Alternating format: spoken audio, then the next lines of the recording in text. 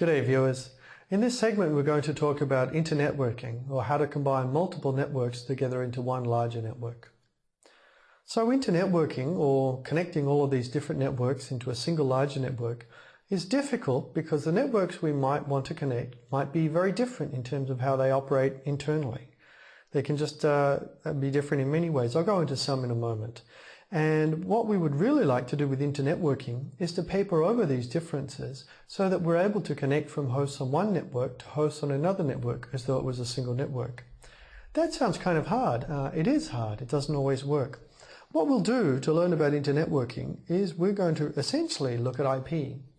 IP is a case example, if you like, a case study, but it's the most extensive case study around, and it has a lot of experience with how to combine different networks together, because IP, of course, is the protocol that grew up into the internet that connects all of the different kinds of networks today.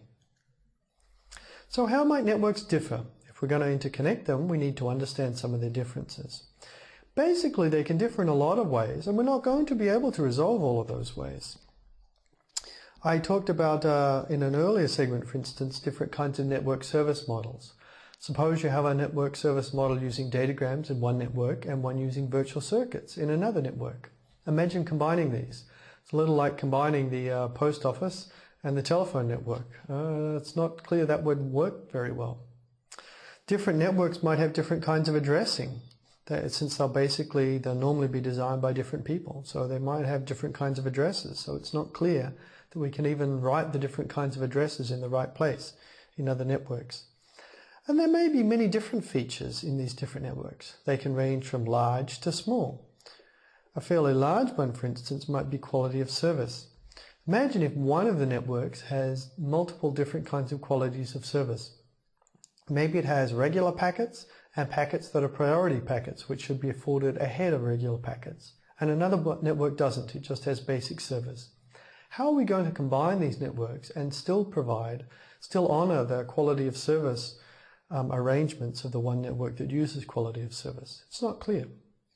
Smaller examples of a difference might be that different networks can typically handle packets of different sizes. Is this going to be the case? Yes, it's the case all of the time for technological reasons. Different kinds of link layer technologies can handle packets of different maximum sizes. This seems like a small mundane detail, but even this detail actually turns out to require a lot of work from the architecture to deal with, let alone larger things like networks that have different kinds of quality of service or security. The job of internetworking is to hide all of these differences across networks with a common protocol. If you think that sounds kind of tricky, you're right, it is. Just to give you an example and sort of get into the flavor of how we might connect these things, I'll talk about connecting datagram and virtual circuit networks as an example. So suppose that you have a source sending to a destination. The source is on a datagram network. The destination is also on a datagram network. And here in the middle, I put a virtual circuit network. Oops. Just to make things a little tricky and bring up some of these issues. So let's imagine what's going to happen when you want to send from this source to this destination. We have the packet here on the left. So first of all, you'd need to be able to write the destination address in this packet, even though the formats might be different because one's on 802.11 and the other's on Ethernet. Suppose we could do that and we send this packet into the network. In the datagram network, it will be forwarded using the destination address all the way through a router at a time until it reaches the virtual circuit network. At that point, something needs to happen. This individual datagram needs to be mapped to the right circuit, and it then needs some other identifying information that it didn't have, the circuit identifier, slapped on it, so that it can then go down this circuit, and that circuit will take it all the way maybe across the network, if in our case it's going across. At the other side, we're back on a datagram network, so we can forget about whatever virtual circuit it came from. I've described the transition here as a bit of a bump in the road because suddenly you have to do a lot of potentially unusual things. For instance, this circuit needs to be set up. If it wasn't set up ahead of time, then we would need to hold the packet and wait while setting up a circuit. That's a bit of a daunting proposition because packets can arrive fairly fast, and so in MPLS, for example, the circuits are already set up ahead of time. Even so, we'll have to have some sort of special table to look up how destination addresses, well actually it's more than destination addresses, it's how packets from a certain source to a certain destination should be mapped to circuits, virtual circuits that go across the ISP network. So we'll have to do that at the ingress, and at the egress we'll have to take off the virtual circuit information and so forth so that it can go into the datagram network. So you can see that this adds some amount of complexity. Well, internetworking is a topic that's been around for a fair time. In fact, it was pioneered by Vint Cerf and Bob Kahn. You can see their pictures here. These two are widely credited as being the fathers of the Internet. They began working on internetworking in 1974. Internetworking is what really led to both TCP and IP. The early internetworking protocols kind of combined some of these functions, and it was only later that it was divided into TCP, transport layer functionality, and IP, the network layer functionality for datarams that we're looking at now. Their work tackled all of the problems of interconnecting these networks, and really in some ways their key insight was that of internetworking, that they would find some way to connect all of these networks. Instead of, for example, mandating that a single link layer technology, a lower layer network technology be used. If you only had that single lower layer network technology, it would be fairly easy to grow larger networks because we wouldn't have to deal with all of these differences, like some networks use virtual circuits but others use datagrams.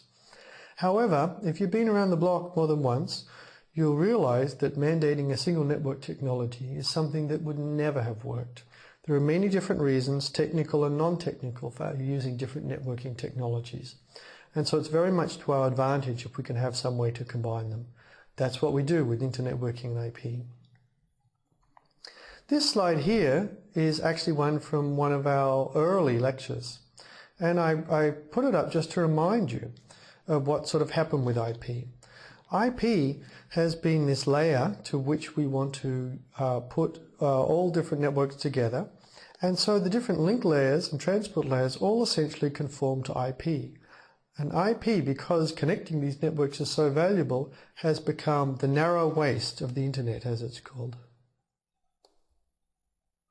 It's shown to be narrow here because there's somewhat of an explosion of link layer technologies and different applications.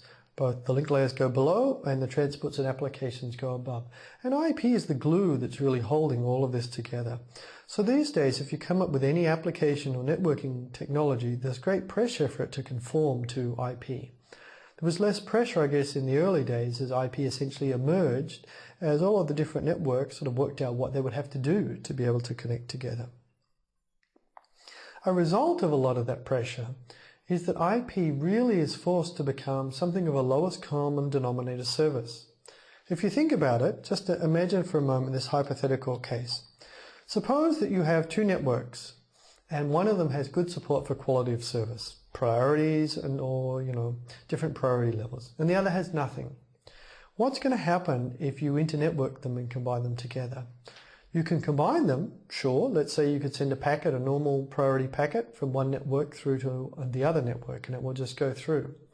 But it's going to be difficult for you to preserve this quality of service feature, since inside the network that doesn't support quality of service, you have no easy way to distinguish between the high quality and the low quality of service packets. As a result, IP tends to be pushed to be the kind of lowest common denominator. It asks very little of the lower layer services, essentially the ability to deliver packets to where they're sent. That's it. And as a result, because it asks very little of the lower link layers, it's only able to provide it gives very little extra to the higher layer services. Essentially, it's a glorified way to deliver packets through the network. If applications want more than that, well, they're going to have to build transport layers and application processing of their own to provide higher level services which do more for us. But this approach, nonetheless, of having the lowest common denominator service proves to be very useful because it does allow this glue to essentially combine everything together into one internet. Well, here is the picture of the IPv4 header and a payload following it. often the best way to find out what's going on with a protocol is to look at the format of its messages, because they tell you the information that's been exchanged. This picture here shows us what is going on inside the IP, inside all IP packets, and it really focuses on the IP header because that's where the action is. This last bit here, payload, this is just the data that the packet is carrying. So if the higher layer is TCP, this would be a TCP segment. Now these diagrams, you might not have really seen them much before. This diagram shows us the order in which information is put in a packet. You might imagine that it's difficult for us to draw a packet as a very, very long yet thin line that goes from left to right. Our page isn't wide enough. So instead, it's common to see diagrams drawn in this format. You read it from left to right across one layer and then the next layer going down. So left to right, top to bottom is the way we read all of these bytes. This really corresponds to the one long line. So you can see here what this means is we begin at the top left with it says the version field.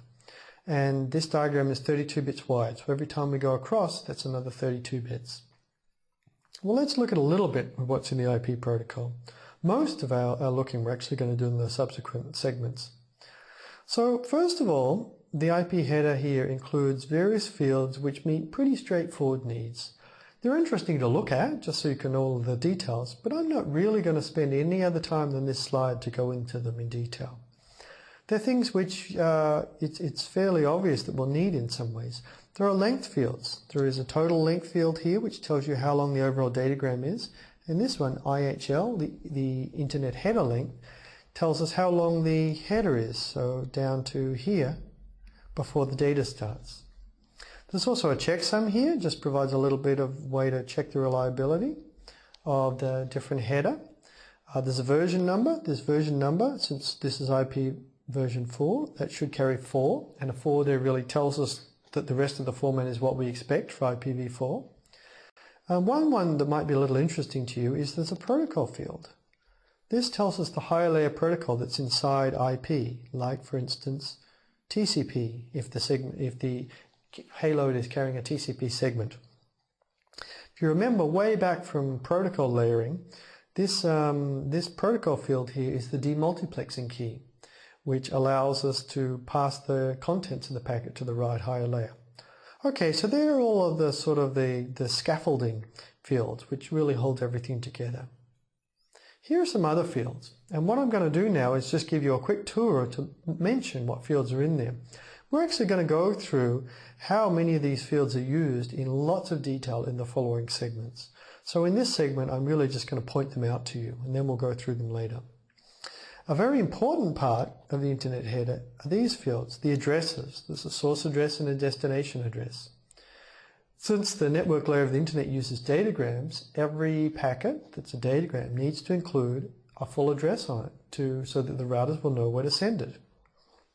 This layer of addressing is a new layer of addressing, which is not the link layer addressing like an Ethernet address. It's a layer of addressing above it. This is a new network layer address. And in IPv4, 32-bit addresses are used. What we'll go through in some of the next segments are how routers forward packets based on these addresses. And then there's a bit of other information in the header. You can see here that there are several fields which are actually used to handle the relatively simple sounding problem of networks which transit packets of different sizes. So, actually Ethernet and 802.11, for instance, can carry packets of different sizes. The largest packet on 802.11 is too big to fit through an Ethernet. So IP includes machinery that uses these different fields to handle this problem, including breaking packets, large packets into multiple smaller packets, and then reassembling them on the other side. So we'll look at some of this machinery later. And there's really very little that's left in the header. There are a couple of fields here, which we'll come to eventually, a fair bit later, some number of units further on. One is a differentiated services field. This has to do with quality of service. So IP has sort of been retrofit to provide some different kinds of quality of service. And we'll talk about that near the end of the course almost. Something we'll get to sooner is there is a time to live field. This field is used in conjunction with the error reporting protocol called ISMTP. It's actually used for traceroute. We looked at traceroute and that uses this field quite heavily. So in a few segments you'll learn how that works. Okay, so we've now looked at the IP header and we've heard about some of the different fields. What it's time to do in the next segments is to go into some of the functions that are behind those fields in detail.